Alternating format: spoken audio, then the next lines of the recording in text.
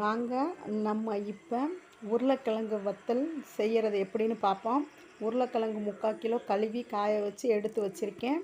வாழைக்காய் சீவுற அந்த ஸ்லைசரில் உருளைக்கிழங்க பொடி பொடியாக இப்படி சின்ன ஸ்லைஸாக இந்த இந்த அளவுக்கு இருக்கிற மாதிரி சீவி எடுத்து வச்சுக்கோங்க. 3/4 கிலோ உருளைக்கிழங்கையும் சீவி எடுத்தால் இந்த மாதிரி வரும். நல்லா எடுத்து இதை கழுவ வேணாம். இந்த ஸ்லைஸு போட்டதும் அப்படியே எடுத்து வச்சுக்கோங்க.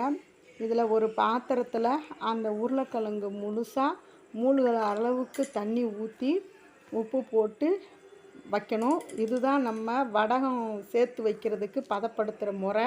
இதுதான் இதில் முக்கியமானது.